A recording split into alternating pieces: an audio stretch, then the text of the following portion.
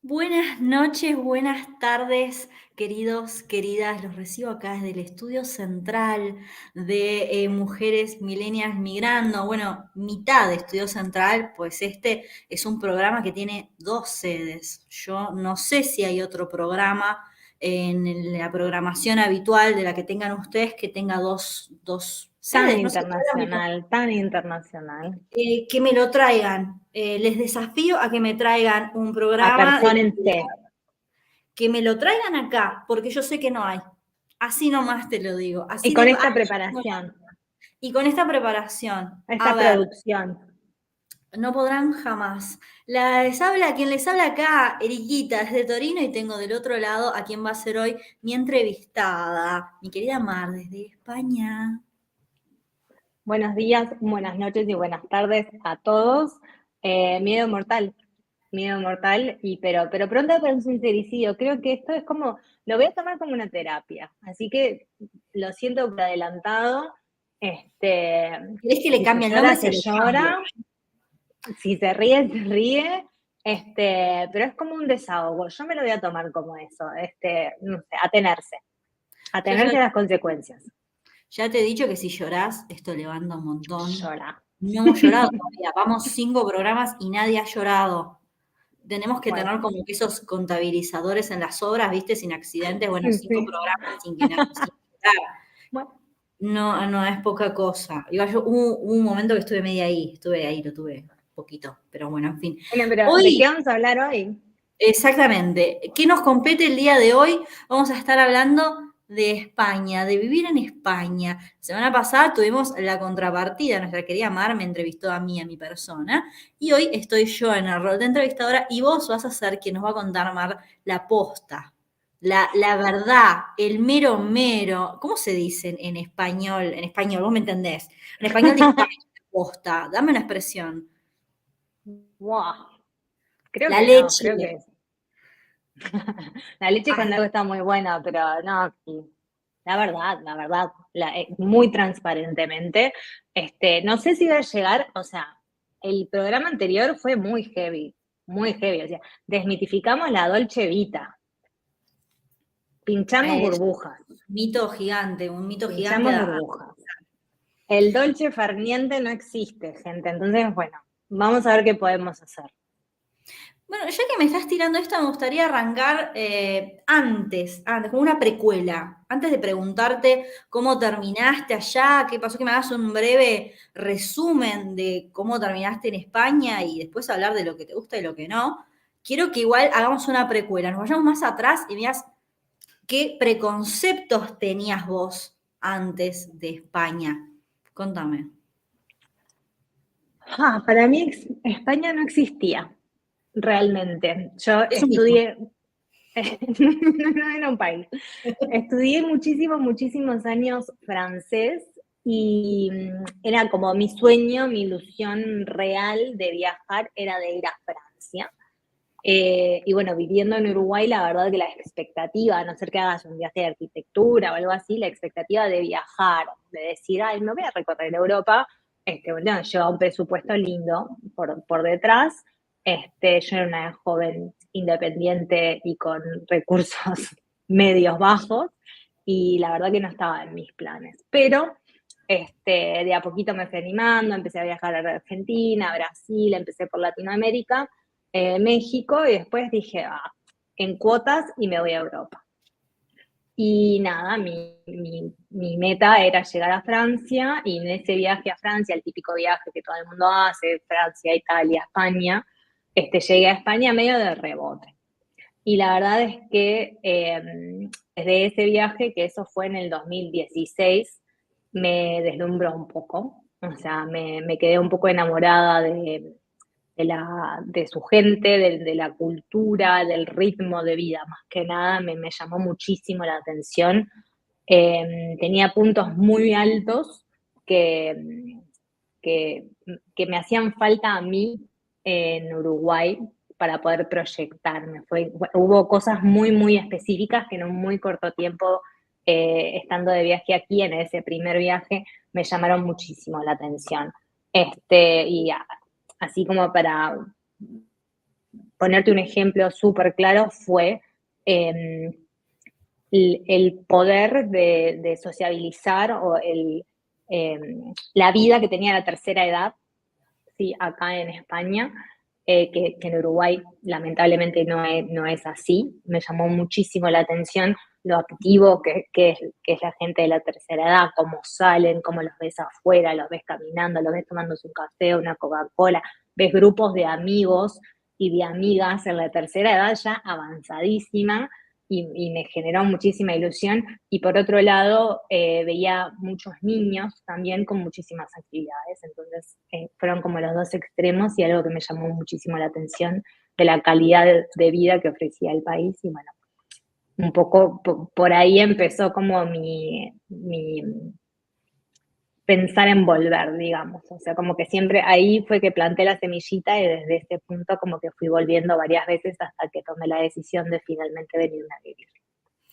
Quiero que me cuentes muy resumidamente, porque quizá esto lo dejemos para otro episodio y no es el tema que nos trae hoy, pero sí que me cuentes cómo terminaste eligiendo España, o más o menos por qué España.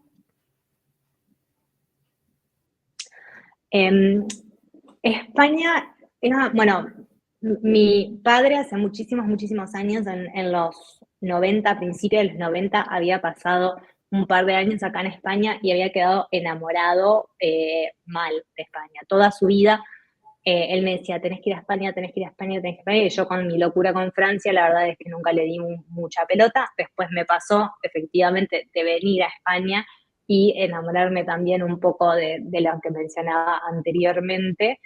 Y después de tener a mi hijo, a mí me urgía como tener un sentimiento de seguridad en muchos ámbitos, ¿no? Seguridad en el ámbito económico, seguridad este, desde de lo emocional y seguridad para él, más que nada, ¿no?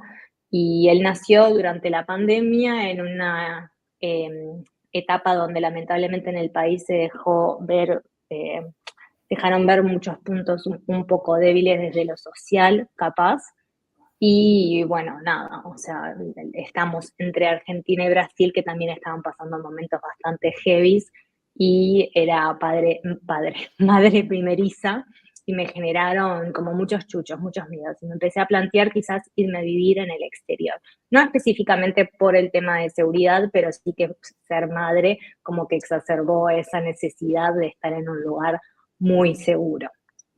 Y empecé un poco como a pispear a ver qué tal el mercado laboral. Obviamente fue una decisión familiar, mi pareja hizo lo mismo y me surgió una oportunidad para trabajar en una empresa. Me cayó casi, no sé si decir si lo proyecté o lo manifesté, pero yo estaba buscando, simplemente como intentando incursionar en ver qué oportunidades laborales podría haber en España, y me ofrecieron aplicar a una posición que les parecía que yo era un buen perfil desde esa misma empresa, y de quedar en esa posición, lo que me pedían era que me tenía que ir a vivir a Barcelona con mi familia. Entonces, nada, como cayó así, dije, bueno, esto es para mí, tiene que ser para mí. Y apliqué a esta posición, hice todo un proceso de entrevista bastante extenso y quedé para la posición, y a los meses me tuve que ir a vivir a Barcelona con mi familia. Fue así. Bueno, vamos a empezar hablando de lo lindo, ¿no? Y después nos pasamos al salseo. ¿Cómo estoy? Estoy aprendiendo Bien. español de España, que no es lo mismo. Bueno, contame yo creo que lo primero que uno piensa cuando surge la posibilidad de emigrar, y creo que es la elección que tienen muchos argentinos, uruguayos, bueno, hispanohablantes en general, latinos, que es justamente España por el tema del idioma, ¿no? Que es como una barrera menos. ¿Cómo se encuentran ustedes desde eso, ¿no? ¿Sienten que hay una familiaridad cultural, una familiaridad del idioma? ¿Es algo que les gusta, que no les gusta? Hay una familiaridad cultural, y yo te diría, dependiendo en la comunidad autónoma en la que residas. Por ejemplo, a mí me ha tocado estar en Galicia, en el norte de España, y es como estar en Montevideo. O sea, estar en una ciudad, en La Coruña o en Orense, es como estar en Montevideo. La cara de la gente, las facciones de la gente se parecen muchísimo a la gente que nosotros vemos caminar en el día a día en Montevideo. Las costumbres son muy similares, las comidas son muy similares, inclusive el acento y algunas de las expresiones que escuchas en Galicia son muy, muy similares a las nuestras o a las de Argentina también, ¿no? Obviamente. Por ejemplo, habiendo vivido en Cataluña, en Barcelona, te diría que me cuesta un poquito más relacionarme, ¿no? Hay, eh, primero empezando por el idioma, porque Cataluña es una comunidad donde, si bien en otras comunidades hay otros idiomas, en Cataluña el catalán es muy, muy fuerte. Y eso inevitablemente genera una distancia, un distanciamiento entre vos y los vecinos, entre vos y las personas que están en un bar. No porque ellos te lo impongan, o sea, bien, nunca tuve una instancia donde yo le hablé en castellano a alguien y no me quisieran hablar en castellano. Pero el primer approach siempre es en catalán, ¿no? Y bueno, nunca es lo mismo, no llegas a esa cercanía, son una comunidad muy, muy cerrada. Pero igual, por ejemplo, en otros espacios, eh, el, por más que hables el mismo idioma, el español uruguayo o el español de España no es igual. Nosotros nos vemos todos los días adaptando nuestro hablar o nuestra pronunciación para poder llevar a cabo diferentes conversaciones, porque si bien en Uruguay nosotros consumimos de repente series españolas o cine español, donde podemos escuchar diferentes expresiones que ya te son súper familiares, ellos no. Entonces muchas palabras que nosotros utilizamos en nuestro día a día para ellos son totalmente eh, ajenas, o sea, nunca las escucharon o no les queda bien, no, como que no cae la fita en el momento que tú lo estás diciendo, no lo procesan de la misma manera y queda como ahí trancada la conversación. Así que sí que estás todo el tiempo pensando dos veces cuando estás hablando para asegurarte de que todo tenga sentido o no tenga doble sentido, que también te puede pasar. También en las ciudades grandes pasa esto de los dialectos.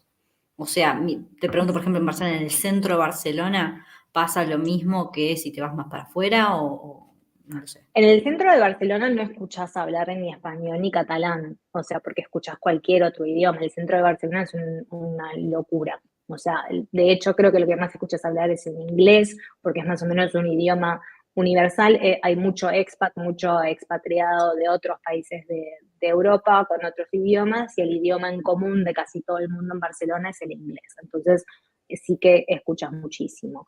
Pero sí, yo diría que en Cataluña es muy, muy fuerte el catalán en cualquier lado. O sea, los catalanes que viven en Barcelona hablan en catalán entre ellos.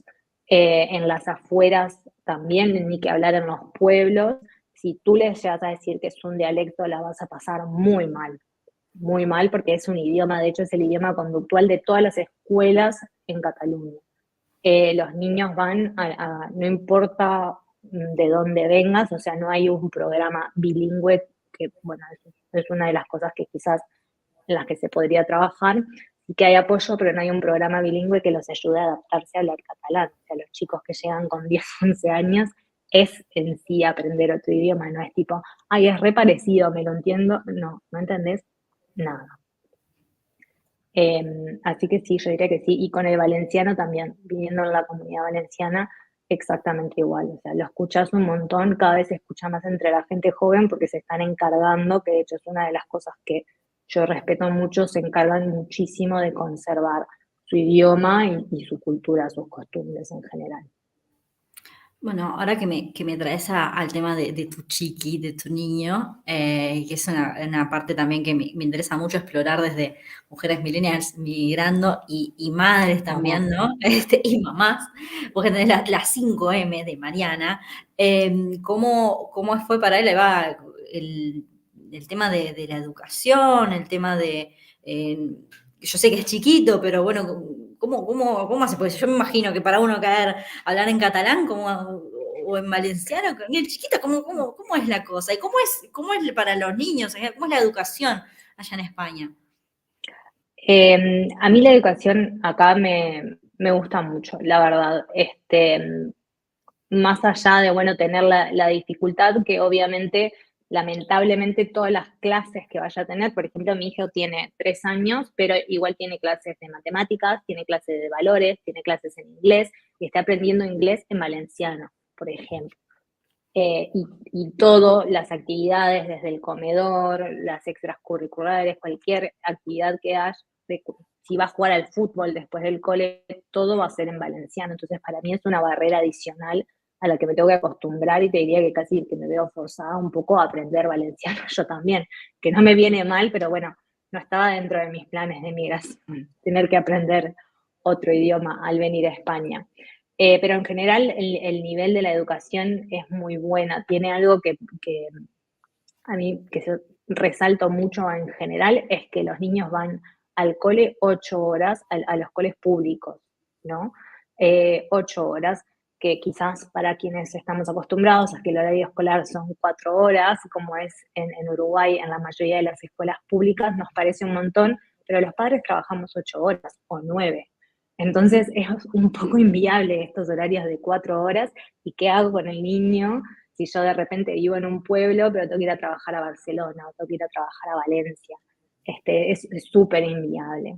Y más allá de las 8 horas, en las cuales por lo general siempre se tiene digamos, tienen inglés, tienen, bueno, gimnasia, lo común, también tienen el comedor incluido dentro del horario escolar.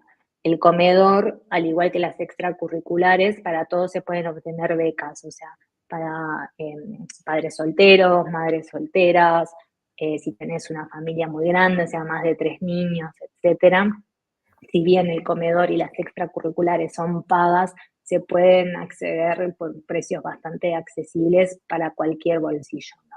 Y de no poder pagarlos, siempre hay alguna ayuda. Entonces, yo creo que la verdad, la educación es algo con lo que estoy súper conforme, no tengo quejas y aparte me he topado, la verdad, con educadoras de muy buen nivel y que siempre están pendientes de que el niño se integre bien, porque obviamente nosotros en casa hablamos castellano, no tenemos conocimiento ni de catalán ni de valenciano. Y las educadoras con las cuales me he topado se han encargado de, bueno, asegurarme primero que los niños no tienen prejuicios como los adultos. O sea, mi hijo entró y él juraba que hablaba en catalán o en valenciano, en este caso, y bueno, hablaba ahí como una mezcla, pero se hacía entender. Pero en semanas ellos ya te van mezclando palabras, o llega a casa y de repente te está hablando mitad en valenciano, mitad en castellano, y quedas de cara, pero en sus cabezas procesan diferente. Esos problemas los tenemos nosotros los adultos, ellos se adaptan enseguida. Una última pregunta a esto, pero porque me genera mucha curiosidad. O sea, si yo me mudo bueno, no sé, capaz que en Madrid es que no pase, no sé si Madrid tiene un dialecto, Ujú. No. pero si yo me voy con mi familia a tanto, por ejemplo, Valencia o Barcelona, que es donde es tu experiencia, en cualquier escuela va a ir el nene, la niña, va a tener clases prácticamente 100% Sí, en dialecto. sí, sí, sí. Depende el cole, pero por lo general es un 70-30 o un 70-20-10. 70 siendo en el idioma local, conductual, después tenés un 10% de inglés y un 20% en castellano. Por lo general ese es el mix y eso te lo presentan desde el principio. Mamá, papá, el niño va a tener todas las clases en este idioma. Besito, apréndelo o quédate atrás. Pero nada, no Fuerte. lo veo como una dificultad. No, para los niños no, para nosotros sí que puede ser bravo, pero para los niños no. No, sí, me parece súper interesante tenerlo en cuenta porque es como te decía, muchas veces es la elección lógica, ¿no? Bueno, todavía con todas las barreras que uno tiene que pasar emigrando, bueno, obviamente tener una Sí. barrera más que es el idioma es una capa de dificultad que se te la puede sacar mejor, ¿no? Pero no es una aclaración en vano para todos aquellos que estén considerando irse y tengan chicos, ¿no? De que es una cosa que hay que tener en cuenta. Tampoco es que obviamente se van a Sí, entender. no, no, y no es lo mismo un niño de 3 años o de 1 año y medio, que era la edad que tenía mi hijo cuando llegó, a un niño de 10, 11 años, un niño en secundaria. No es lo Totalmente. mismo el nivel de adaptación. Tampoco es lo mismo, y a tener en cuenta, capaz como dato eh, interesante, que yo creo que tanto el catalán como el valenciano, estando inmerso y realmente ocupándote de querer aprender, lo podés aprender, porque tienen mucho de mezcla de castellano, francés, portugués, también lo que estoy diciendo es bastante ofensivo, pero uno cuando lo escucha le parece así. Ahora, si uno de repente se quiere ir a mudar al País Vasco, donde hablan euskera, eh, no, es otro idioma completamente diferente, ajeno, ni siquiera sabemos cuál es la raíz del idioma, definitivamente no es latín, como puede ser el castellano, y ese ya es otro nivel de dificultad que yo recomendaría evitarlo, de ser posible. Bueno, vos hablaste también del tema laboral, ¿no? De las condiciones particulares en las que llegaron ustedes. ¿Cómo es el tema trabajo allá en España? ¿Cómo está en general para un migrante? ¿Cómo está también para el español? ¿Hay oportunidades? La típica pregunta, ¿hay trabajo? Si te ¿Hay tiran, ¿hay trabajo? trabajo? ¿Hay trabajo ahí? Mira, es muy simple. Si vos hablás hoy por hoy con un español X de cualquiera, creo yo, de las comunidades autónomas de España, te van a decir que el mercado español es una cagada, o sea, que está mal, que no hay tantas oportunidades como antes, que antes se vivía con menos, que la inflación los está matando. eh, y puede ser cierto, pero uno que viene con perspectiva de otro lugar, de repente ve las cosas diferentes, ¿no? Entonces, es real que de repente para una persona que no tiene cierta preparación o que va a trabajar en la hostelería, si vos, de nuevo, esto creo que lo hemos hablado en todos los programas que hemos hecho, pero si tú estás dispuesto a venir a trabajar a un restaurante con horas que son cambiantes, eh, trabajo vas a conseguir y hay. Estamos hablando siempre migrando desde el privilegio de tener permiso para poder trabajar, ¿no? O sea, en una situación irregular, la verdad es que no sé exactamente qué tan difícil es, pero sí sé que hay multas muy altas para quienes contratan a personas en situaciones irregulares, por lo cual es a veces bastante difícil conseguir trabajo de situación irregular. Ahora, si tú te venís preparado, con un currículum armado, si manejas más de un idioma, si sos bilingüe, si manejas el inglés, por ejemplo, si manejas el alemán, si te moviste de repente en un ámbito de IT o de desarrollador, en el área de marketing digital, por ejemplo, y caes en Barcelona, estás en una meca, ¿no? Estás en un hub muy importante de desarrollo de tecnología. Y la verdad es que sí que hay oportunidades, hay mucha demanda eh, y también hay mucha oferta. Entonces, es verdad que vas a tener mucha competencia, pero tenés muchas posibilidades de poder adquirir un trabajo que te pague muy por encima de la media. Hoy por hoy el salario medio o el salario mínimo en realidad en España está alrededor de los 1.100, 1.200 euros, creo que fue la última actualización. Ponerle que un promedio estaría en los 1.300, 1.400 euros, y en Barcelona con ese dinero no vivís, así de fácil. Pero trabajando en estas diferentes áreas que mencioné anteriormente y teniendo por lo menos inglés, tenés muchísimas oportunidades de duplicar y hasta a veces triplicar ese salario, ¿no? Con esa preparación. Entonces, mi recomendación, como vos dijiste en el programa anterior, hablen italiano, aprendan italiano. Mi recomendación sería, si hablan inglés, antes de mudarse, empiecen a pulir ese inglés porque es invaluable. O sea, realmente el mismo trabajo, vamos a decir, de desarrollador, ¿no? Un desarrollador por lo general tiene que tener un inglés básico porque hay mucha terminología en inglés. Pero un desarrollador que te hable español e inglés va a ganar por lo menos un 35% más que uno que hable solo español. Y si ese desarrollador habla alemán, va a estar ganando un 45 hasta un 60% más. Y esas oportunidades existen en las ciudades, ¿no? En Madrid, en Barcelona. Es verdad que también es mucho más caro vivir en esas ciudades también, por supuesto. En un tercer lugar, capaz que existen estas oportunidades en Valencia también, pero en un tercer lugar bastante lejano, te diría. Si te querés ir a vivir en otros lugares donde quizás puedas adquirir una vivienda a un costo bastante menor, seguramente te cueste un poquito más. Pero oportunidades hay. ¿Cómo son los españoles? Capaz que estoy generalizando, bueno, yo en el capítulo pasado decía que no es lo mismo, ¿no? El napoletano que el milanés. ¿Pasa lo mismo allá? ¿Hay diferencias regionales? ¿Cómo son en general en el trato? ¿Cómo es convivir en sociedad con ellos? Creo que sí que pasa un poco lo mismo. Vuelvo a la diferencia y creo que yo siempre lo divido en el norte y el resto del país, ¿no? Y quizás te pueda hacer una separación de Cataluña. En el norte estás en tu salsa, o sea, en general, porque la gente es súper abierta, eh, están todo el tiempo pendientes de vos, te quieren incluir,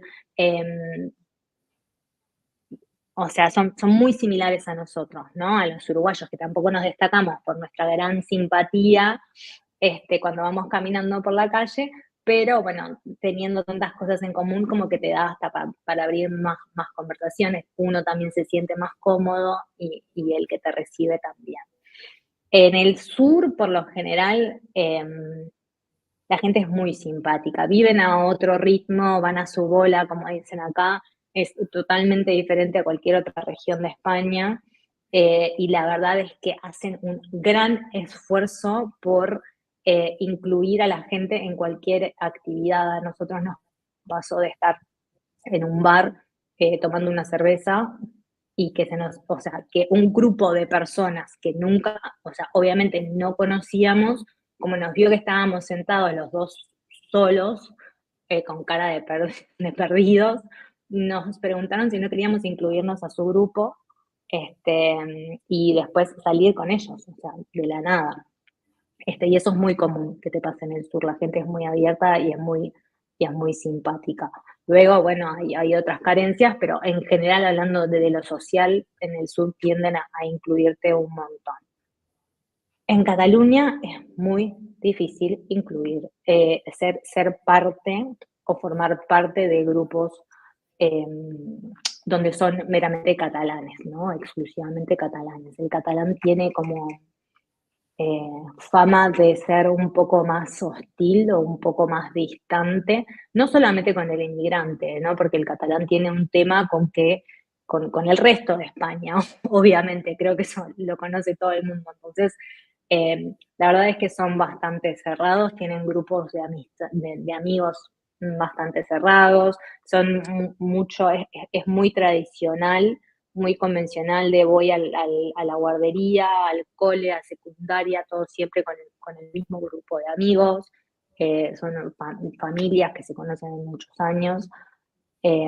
Obviamente es una generalización, ¿no? Pero la verdad es que es muy difícil. En Cataluña es muy difícil penetrar grupos sociales y creo que tengo la oportunidad de trabajar con colegas de diferentes partes del mundo donde coincidimos, que todos los que hemos vivido en Cataluña, que por lo general cuando uno es inmigrante se hace amigo de otros inmigrantes.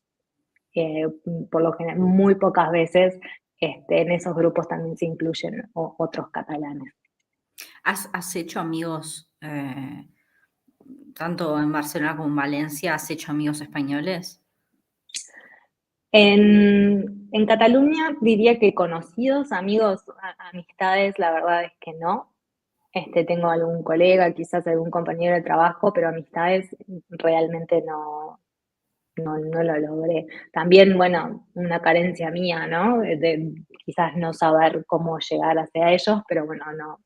En Valencia sí, en Valencia he tenido la oportunidad de conocer más gente, también es verdad que mi hijo es más grande, entonces también he tenido oportunidad de em, como de hablar con los grupos de madres, los famosos grupos de madres de WhatsApp y tal, que bueno, es una manera de sociabilizar también y ves otro tipo de apertura y también hacen un poco el esfuerzo por incluirte, pero en Cataluña la verdad es que no lo logré. También es verdad que acá se da como una particularidad, que es algo que a mí me cuesta un montón, que no lo entiendo, es que las amistades se dan de la puerta de la casa para afuera.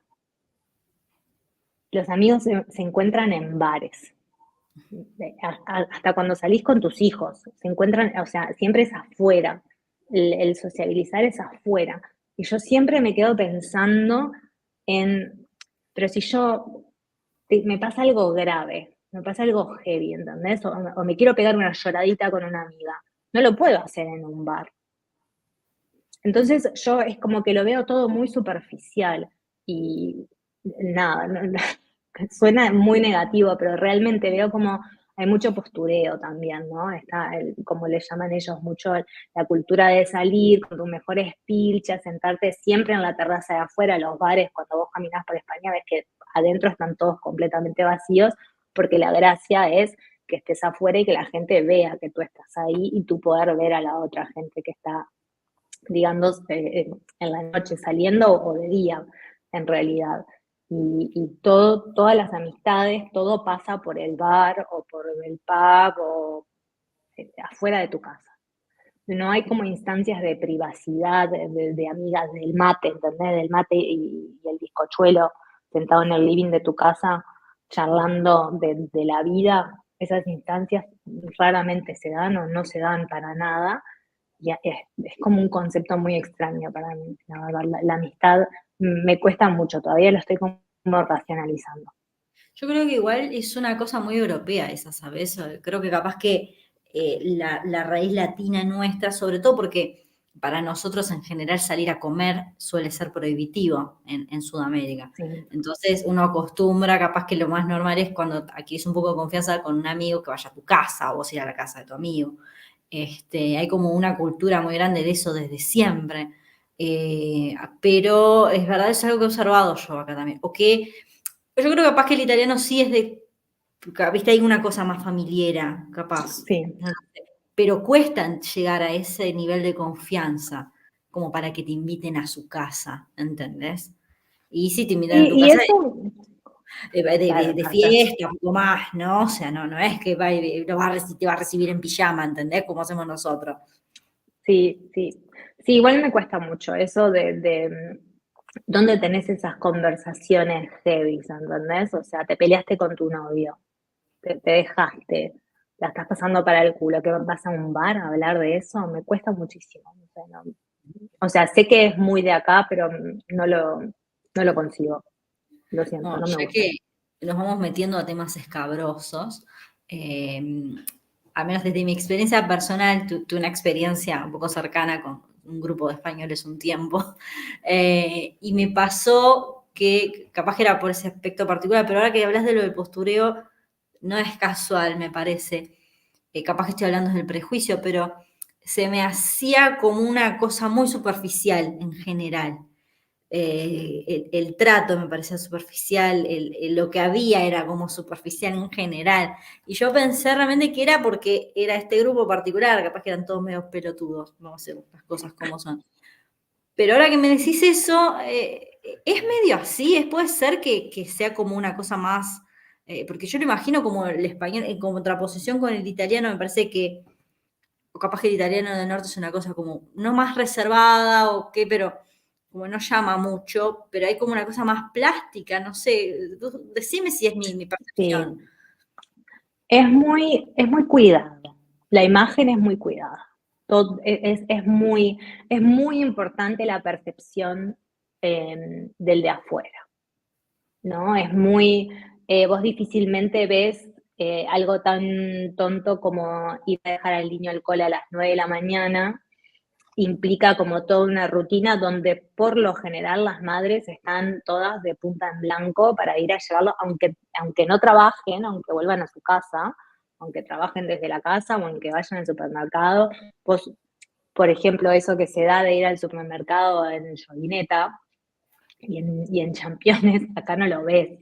O sea, eh, salir de tu casa en calzas o en pantalones de, deportivos no se ve, ¿no? Es como muy la percepción, el postureo, el para afuera, tu imagen, tu poder adquisitivo, eh, las cosas a las que puedes adquirir todavía viven muy en una sociedad, o por lo menos lo que yo he conseguido hasta ahora, se vive en una sociedad donde todavía es muy cuadrado eh, termino la secundaria, hago mi educación terciaria, me comprometo, me caso, me compro la casa, me compro el auto, me compro la casa, tengo el hijo. Es como todavía se siguen esos regímenes sociales a rajatabla en la mayoría de los casos. O sea, rara vez ves que se salen de ese patrón. Y bueno, el nivel socioeconómico es muy importante. Entonces yo diría que sí, que es un poco más acartonado todo de lo que uno está acostumbrado a vivir. Te quería preguntar también cómo es desde el migrante, ¿no? Eh, ¿Cómo son? O sea, ¿hay como discriminación? ¿Hay migrantes de clase A y clase B? ¿Cómo son en esos aspectos? ¿Vos Sí. sentiste en algún momento algo de eso? Está esa cosa, ¿no? De sudaca, ¿no? ¿Qué onda? Yo creo, por ejemplo, nosotros hemos tenido la fortuna de poder comprar nuestro propio apartamento y durante todo ese proceso sufrimos, no quiero decir sufrir, no sé si es la palabra correcta, pero nos encontramos con mucha discriminación, básicamente porque éramos inmigrantes y por la baja credibilidad que uno, o sea, simplemente por ser inmigrante, por ejemplo, las entidades bancarias no te dan el mismo tipo de beneficios cuando vos querés sacar una hipoteca, lo que te están mostrando las casas realmente no piensan que vos vas a poder adquirir esa casa que te están mostrando, entonces te la muestran medio por arriba, te dicen, mira, este precio está por encima de tu presupuesto sin siquiera saber cuál es tu presupuesto. Eh, Tenés que pelear básicamente para que te escuchen o para que siquiera te den una cita para o ver la casa o eh, poder tener un préstamo o una reforma o un coche. Como no tenés arraigo, porque ellos consideran que vos no podés demostrar tu solvencia, aunque estés trabajando, aunque estés ganando más de la media, aunque estés en una buena situación, aunque estés estable, hay como una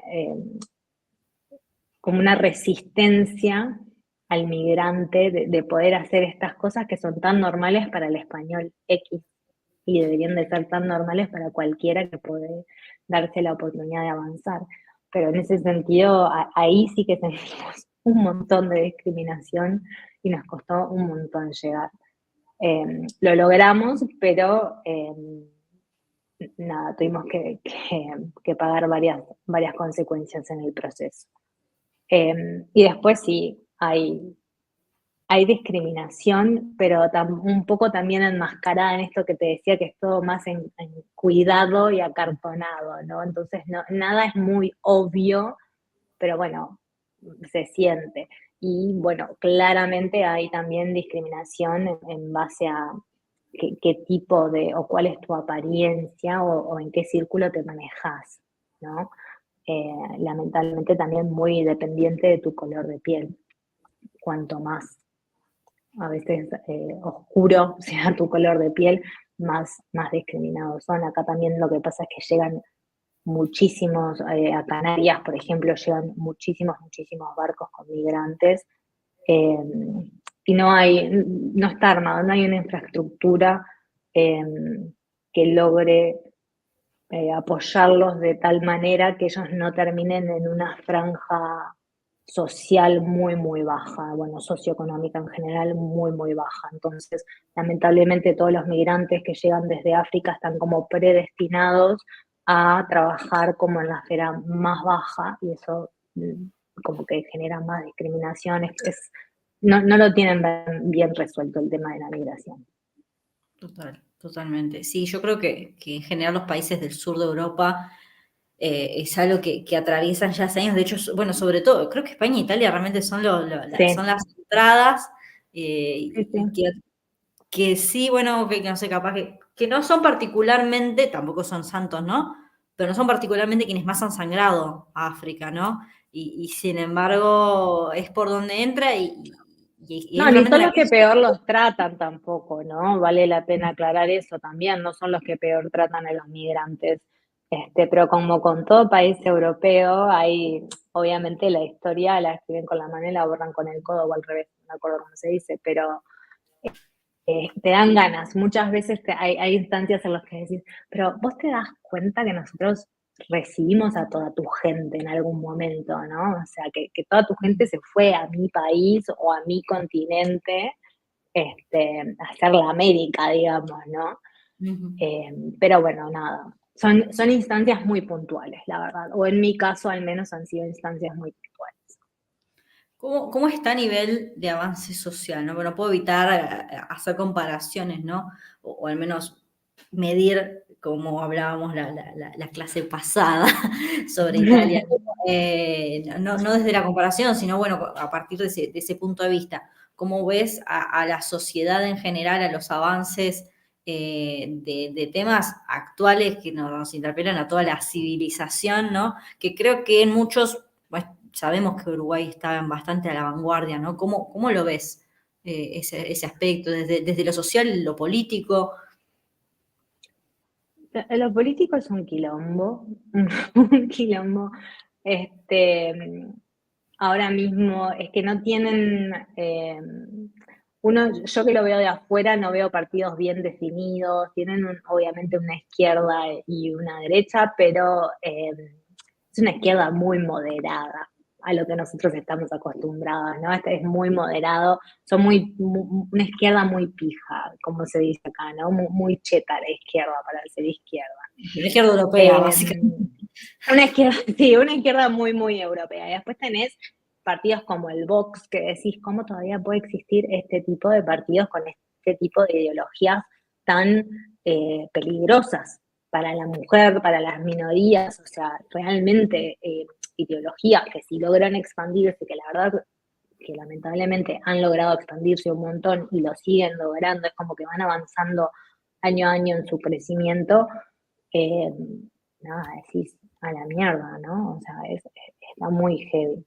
Eh, Acá hay mucho, no sé si es que de repente se ve más en las noticias o hacen más ruido, pero el tema de- del maltrato contra la mujer está muy heavy, o sea, es un tema muy intenso que se da lamentablemente con mucha frecuencia, la cantidad de muertes que hay de mujeres en manos de sus parejas o sus exparejas es muy alto.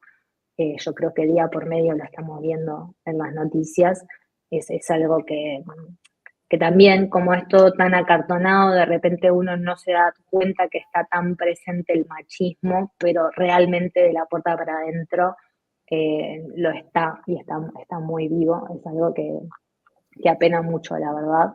Eh, y yo considero que todavía, a no ser que estés en ciudades como Barcelona, como Madrid, quizás como Valencia o alguna otra gran ciudad, el tema todavía de lo que es la homofobia en general cuesta, cuesta mucho y no lo ves tan libremente. Ya cuando salís de las ciudades es algo que hasta cuesta ver.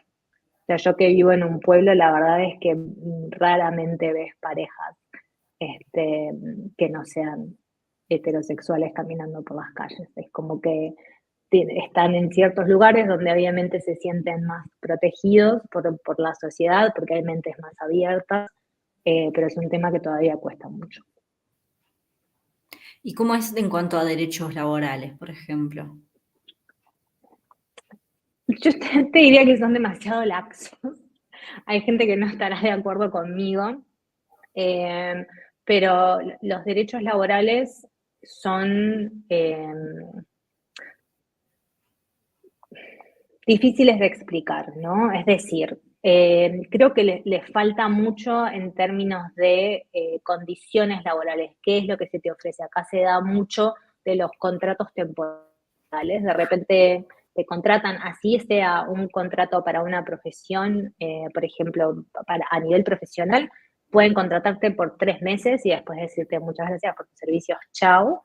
Y esos contratos rara vez te sirven para poder tramitar absolutamente nada a nivel personal, o eh, no te contratan definido, o sea, no te contratan indefinidamente, es decir, que te pueden en cualquier momento echar sin ton ni son. El despido, como lo conocemos nosotros, en Uruguay no existe, acá no hay como un paquete de despido como el que nosotros conocemos. Ya hablamos también, creo que en el programa anterior, acerca del concepto del aguinaldo y el salario vacacional, que son conceptos. El aguinaldo simplemente lo que hacen es te dicen, vos vas a ganar esto a nivel anual, lo querés dividir en 12 o en 14. O sea, querés engañarte y ganar un poquito menos y después pensar que vas a tener un aguinaldo en julio y en diciembre, o directamente ganas un poquito más y tenés solamente 12 pagas.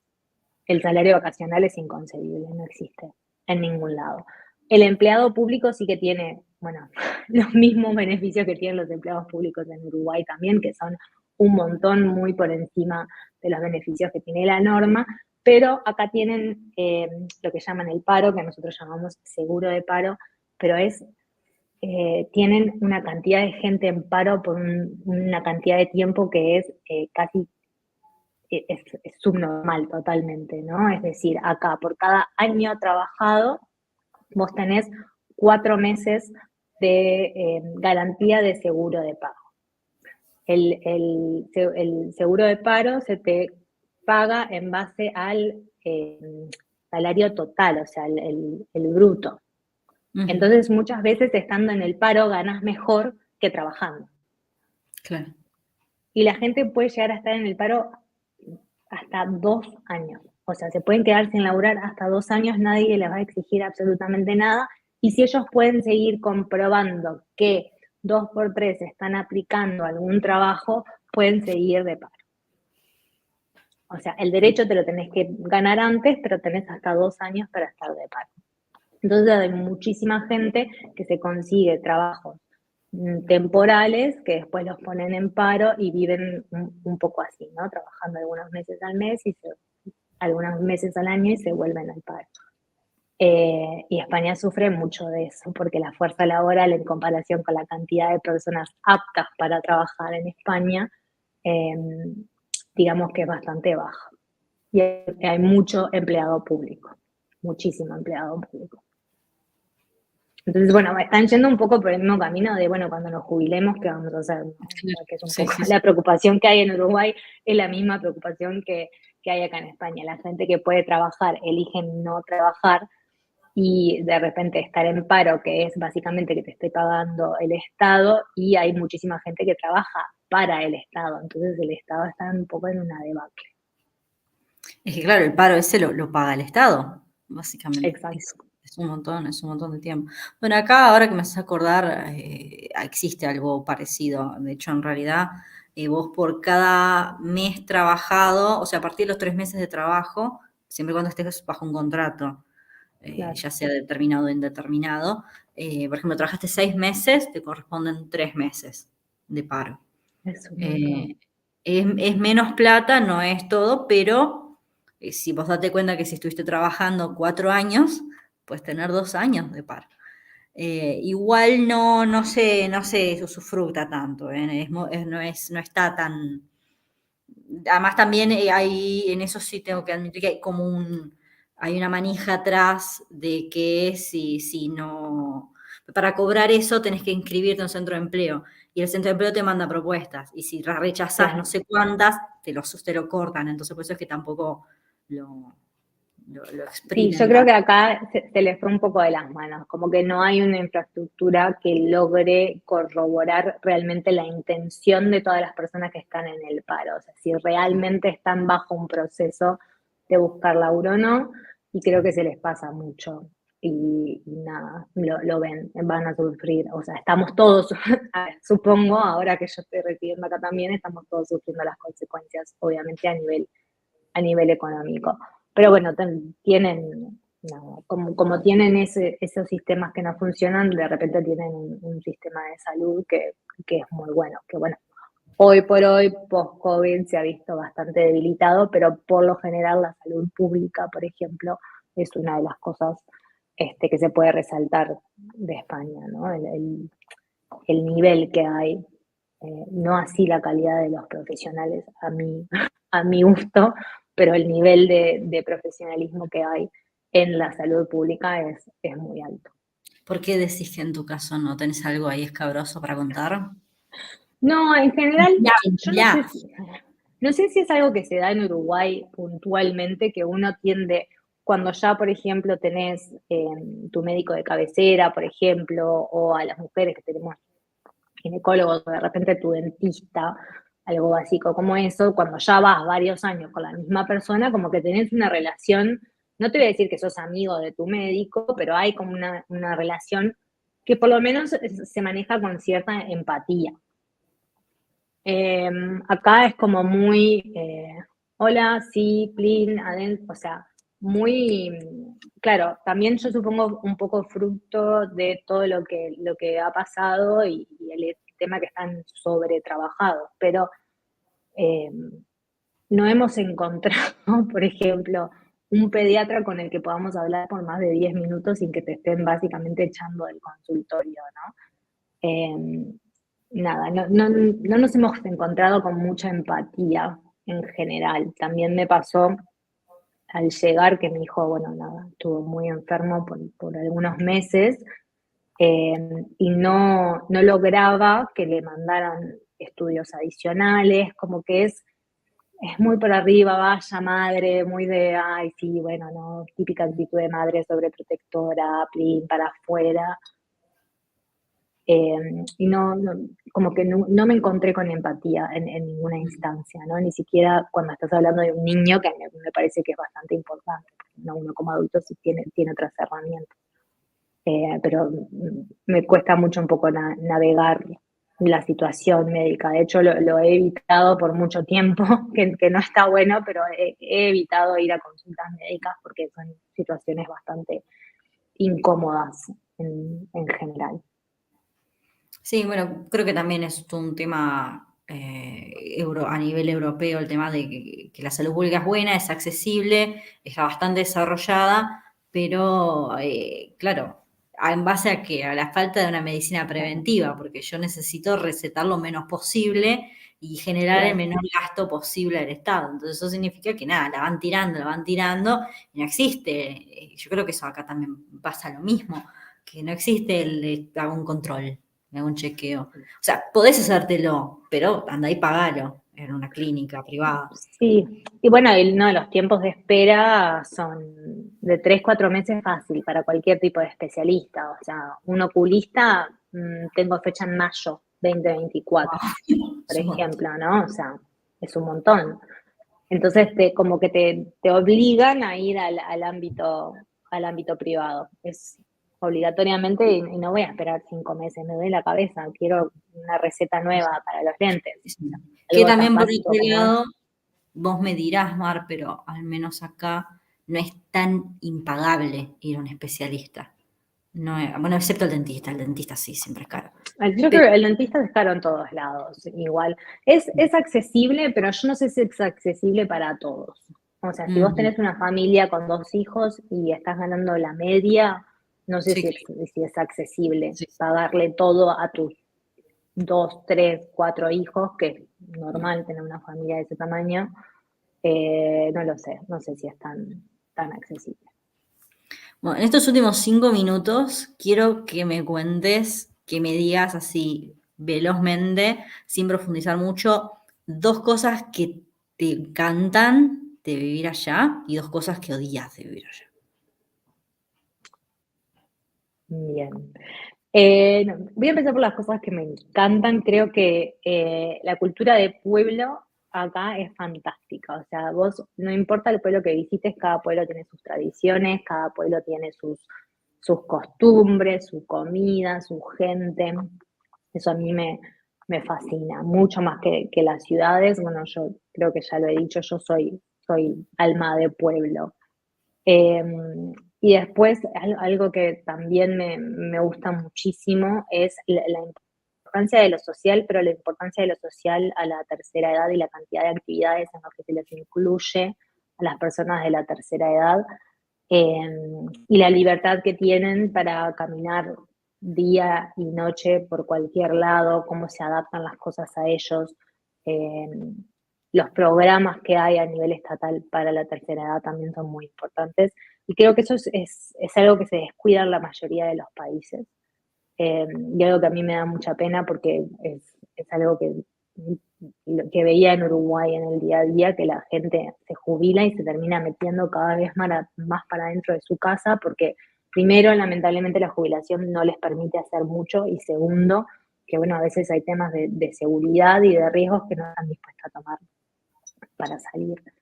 Entonces, esas son 2 cosas que yo disfruto mucho de ver.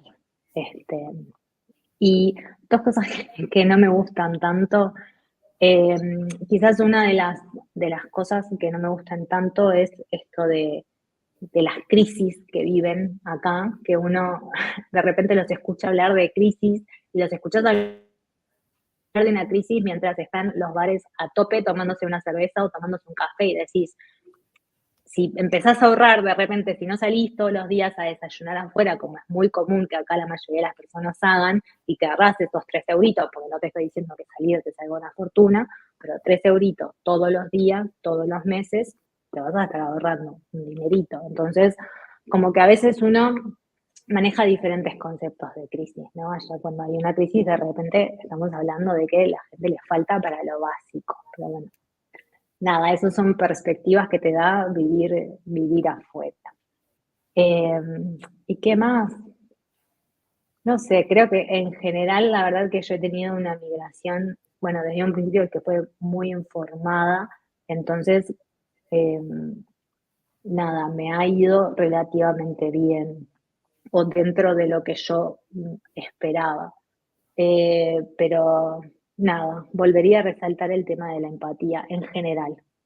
Este, Me parece que falta un montón y en el ámbito médico aún más y creo que es súper importante. ¿Se come rico allá? Eso me parece importante. Tenés la vara alta del capítulo anterior, ojo. Sí. Eh, a ver, si te querés comer una paella, un fideuá, mariscos, comés riquísimo. Te vas al norte, te gusta el pulpo, te gusta la carne, bueno, nunca como la de Uruguay, pero bueno, sí vas a comer rico. En el día a día, a mí la comida acá no me llama mucho la atención. Hay mucha fritanga, no le encuentro la gracia, esa es la realidad. Opinión poco popular, ya lo sé, porque la gente viene acá y se muere por la comida española. Creo que tienen muchas cosas buenas, pero como que son muy puntuales. Entonces, cuando vos ves la cocina o los menús de repente del día a día, para mí son como muy X, no me llaman la atención. Bueno, muy rico todo, Mar, muy rico. La verdad me encantó, aprendí un montón de España. Creo que también tiramos abajo varios mitos y muchas curiosidades. Muchas gracias por esta ventilación. Me siento un poco liberada. No, espero que haya sido informativo. Creo que muchas veces nos dejamos llevar, sí, por prejuicios tanto negativos como positivos, y está bueno a veces escuchar este, de alguien que ya está. A mí me pasó, bueno, el programa pasado y yo hice muchísimas preguntas a mis amigas que ya vivían acá previo a venir un poco para informarme. Así que nada, si puede ser de ayuda para alguien o del servicio para la sociedad, me alegro mucho. Bueno, y por acá vamos cerrando un capítulo más. Nos esperamos el jueves que viene. Vamos a estar hablando de emigrar sale mal. Pasan cosas y no todas buenas. Vamos a estar hablando de fails, cagadas que nos mandamos, cositas que nos salieron mal, anécdotas de las lindas y las no tan lindas. Vamos a hacer un anecdotario, un ping-pong de anécdotas, a ver cuál tiene la más peor entre Mar y yo. Nos van a seguir por Instagram, se suscriben al canal y si por alguna razón, igual esto ya está, ya lo escucharon, pero si quieren escuchar los siguientes capítulos, los tienen subidos todos en YouTube y también en Spotify. Este mismo capítulo lo van a encontrar ya el lunes subido. Muy rico todo, muchas gracias y los esperamos el jueves que viene a las 10 de la noche, horario europeo, a las 18 horas para el Cono Sur. Perfecto. Buenas noches a todos. Muchas gracias por estar con nosotros un programa más. Nos vemos.